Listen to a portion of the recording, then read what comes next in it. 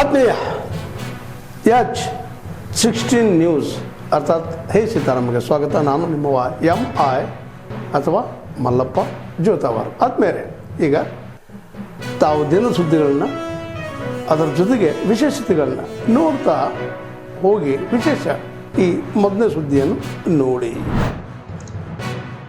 ಶ್ರೀಮತಿ ನಿರ್ಮಲಾ ಸೀತಾರಾಮನ್ ಮಂಡಿಸಿದಂಥ ಈ ವರ್ಷದ ಆಯವ್ಯಯ ಬಜೆಟ್ ಸ್ವಾಗತಾರ್ಹವಾಗಿದ್ದು ಅಭಿವೃದ್ಧಿಗೆ ಪೂರಕವಾದಂಥ ಬಜೆಟ್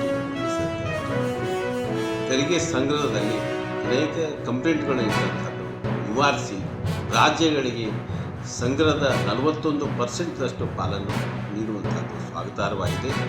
ಬಡವರ ಔಷಧಿಗಳು, ಡಯಾಬಿಟಿಸ್ ಇರಲಿ, ಕ್ಯಾನ್ಸರ್ ಆಗಲಿ, ಇವೆಲ್ಲವುಗಳ ಕಡಿಮೆ ಬೆಲೆಗೆ ಸಿಗುವಂಥದ್ದು IT ಫೀಲ್ಡ್ದಲ್ಲಿ ಸೆಮಿಕಂಡಕ್ಟರ್ದ ಪಾತ್ರ ವಿಶ್ವದಲ್ಲಿ ದೊಡ್ಡ ಮಟ್ಟದಲ್ಲಿತ್ತು. ಅದಕ್ಕೆ ಸಮರ್ಥವಾಗಿ ಸ್ವಾವಲಂಬಿಯಾಗುವಂಥ ದೃಷ್ಟಿಯಲ್ಲಿ ಈ ದೇಶ 40,000 ಕೋಟಿ ರೂಪಾಯಿಯನ್ನು ವಿನಿಯೋಗ ಮಾಡಿಕೊಂಡು ಮುಂದುವರಿಯಲಿದೆ ಅನ್ನುವಂಥದ್ದು. 3 ವಿಶೇಷವಾದಂಥದ್ದು ಈ ಅಭಿವೃದ್ಧಿ ದೃಷ್ಟಿಯಿಟ್ಟುಕೊಂಡು ಕರ್ತವ್ಯಕ್ಕೆ ಹೆಚ್ಚಿನ ಮನ್ನಣೆ ಕೊಟ್ಟು ಉತ್ಪಾದನೆ ಹೆಚ್ಚು ಮಾಡುವಂಥದ್ದು, ಸಬ್ಕಾ ಸಾಥ್ ಸಬ್ಕಾ ವಿಶ್ವಾಸ ಅನ್ನುವಂಥದ್ದು, ಜನರ ಆಶೋತ್ತರಗಳನ್ನು ಈಡೇರಿಸುವಂಥ ದಿಶೆಯಲ್ಲಿ ಒಳ್ಳೆಯ ಬಜೆಟನ್ನು ಮಂಡಿಸಿದ್ದಾರೆ. ವಿಶೇಷವಾಗಿ ಮಹಿಳೆಯರಿಗೆ ಅನುಕೂಲ ಮಾಡುವಂಥ ದಿಶೆಯಲ್ಲಿ ಲಖಪತಿ ದೀದಿ ಯೋಜನೆ ಇನ್ನೂ ಮುಂದುವರಿಸುವಂಥದ್ದು, ಮಹಿಳೆಯರಿಗೆ ಮಾರ್ಟ್ ಅನ್ನುವಂಥ ಒಂದು ಯೋಜನೆ ತಂದು ಅವರಿಗೆ ದಿನಸಿ ಅಂಗಡಿ, ಕಿರಾಣಿ ಅಂಗಡಿ ಪ್ರಾರಂಭ ಮಾಡುವಂಥ ದಿಶೆಯಲ್ಲಿ ಸಹಾಯಧನ ಕೊಡುವಂಥ ಒಂದು ಯೋಜನೆ ಗೌರ್ಮೆಂಟ್ ಸರ್ಕಾರ ಹಾಕೊಂಡಿದೆ. ಒಟ್ಟಾರೆ ಈ ಬಜೆಟ್ಟು ಸ್ವಾಗತಾರ್ಹವಾಗಿದೆ. ಅಭಿವೃದ್ಧಿ ಪರವಾದಂಥ ಚಿಂತನೆ ಇಟ್ಕೊಂಡು ನಿರ್ಮಲಾ ಸೀತಾರಾಮನ್ ಮಾಡಿದ್ದಾರೆ. ನನ್ನ ಮಾಹಿತಿ ಪ್ರಕಾರ ಸುಮಾರು 43 ಇಲಾಖೆಗಳಲ್ಲಿ 2,76,286 ಹುದ್ದೆಗಳು ಖಾಲಿ ಇದ್ದು ಕಳೆದ 6 ವರ್ಷಗಳಿಂದ ಯಾವುದೇ ಇಲಾಖೆಗಳಲ್ಲಿ ಕನ್ಫರ್ಮ್ ಆಗದೆ ಸುಮ್ಮನೆ ಕಳೆದ ಸರ್ಕಾರ ಆಗಿರ್ಬೋದು, ಇವತ್ತಿನ ಸರ್ಕಾರ ಆಗಿರ್ಬೋದು, ವಿದ್ಯಾರ್ಥಿಗಳನ್ನು ಕಡೆಗಣಿಸ್ತಾ ಇದ್ದಾರೆ. ರಾಜ್ಯದ ತುಂಬೆಲ್ಲ ನಾವು ಸಾಕಷ್ಟು ಹೋರಾಟವನ್ನು ಮಾಡಿದ್ದೇವೆ. ಆ ಹೋರಾಟಕ್ಕೆ ಸರ್ಕಾರ ಯಾವುದೇ ಸ್ಪಂದನೆ ಮಾಡ್ತಾ ಇಲ್ಲ.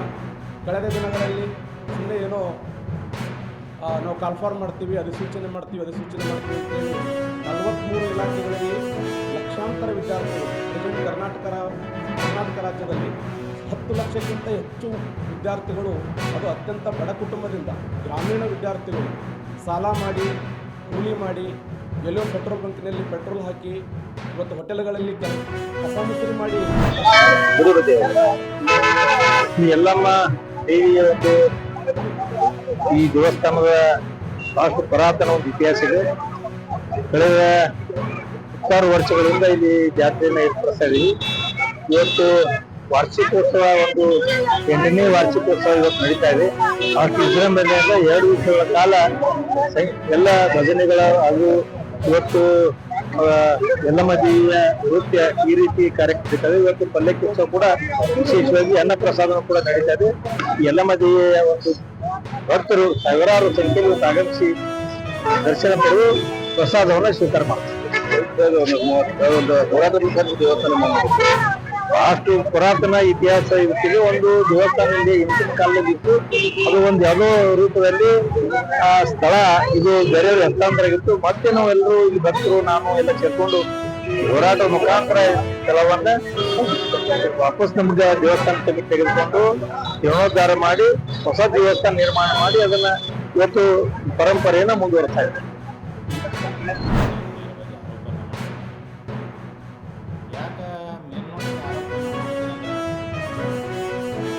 ಎಲ್ಲ ಜಿಲ್ಲೆಗಳಲ್ಲಿ ಉದ್ಯೋಗ ಮೇಳನ ಮಾಡ್ತಾರೆ. ಎಷ್ಟು ಜನರಿಗೆ ಈಗಾಗಲೇ ಯುವಕರಿಗೆ ಅವರು ಉದ್ಯೋಗನ ನೀಡಿದ್ದಾರೆ, ಯಾವ ಜಿಲ್ಲೆಗಳಲ್ಲಿ ಎಷ್ಟು ವಿದ್ಯಾರ್ಥಿಗಳಿಗೆ ಉದ್ಯೋಗ ನೀಡಿದ್ದಾರೆ. ಮತ್ತು ನಾಳೆ ನಲ್ಲರೂ ಉದ್ಯೋಗ ಮೇಳ ಬೆಂಗಳೂರದವ್ರಿಗೆ ಇವೆಂಟ್ ಕೊಡ್ತಾರೆ. ಬಿಜಾಪುರದೊಳಗೆ ಸಾಕಷ್ಟು ಇವೆಂಟ್ದವ್ರು ಮಾಡ್ಬೋದು.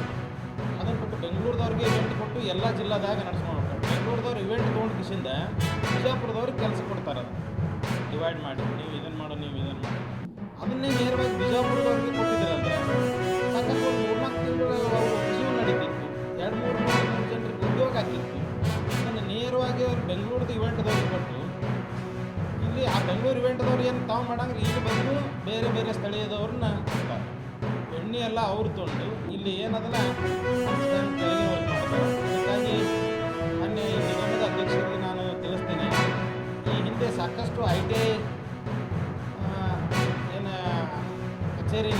ಉದ್ಯೋಗ ಮೇಳನ ಮಾಡಿದರು. ಅದರೊಳಗೆ ಎಷ್ಟು ಜನರು ಯುವಕರಿಗೆ ಉದ್ಯೋಗನ ಸಿಕ್ತು.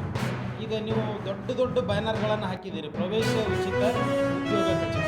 ನಾಳೆ ನೀವು ಎಷ್ಟು ಸಾವಿರ ಜನರಿಗೆ ಉದ್ಯೋಗವನ್ನು ಕೊಡ್ತೀರ ಅಂತೇಳಿ ನೀವು ಬಹಿರಂಗಪಡಿಸ್ಬೇಕು.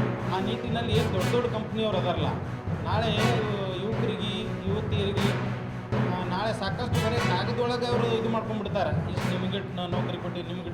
ಬಟ್ ಅವ್ರದ್ದು ಅವರ ಸಂಭಾವನೆ ಏಟಿರ್ತದೆ, 10, 15, 20 ಬೆಂಗಳೂರು ಅಂತಲ್ಲಿ, ಚೆನ್ನೈ ಅಂತಲ್ಲಿ, ತುಮಕೂರು, ಅಲ್ಲಿ ನಮ್ಮ ಯುವಕರು ಹೋಗಿ ಆ 15-20 ಸಾವಿರ ಒಳಗೆ ಅವ್ರು ಏನು ದುಡಿಬೇಕು, ಇಲ್ಲಿ ತನ್ನ ತಂದೆ ತಾಯಿಗಳಿಗೆ ಅವ್ರು ಏನು ಉದ್ಯೋಗ ನಡೆಸಬೇಕು ಎಂಬುದು ಬಹಳ ಯಕ್ಷ ಪ್ರಶ್ನೆ ಆಗ್ಯದ.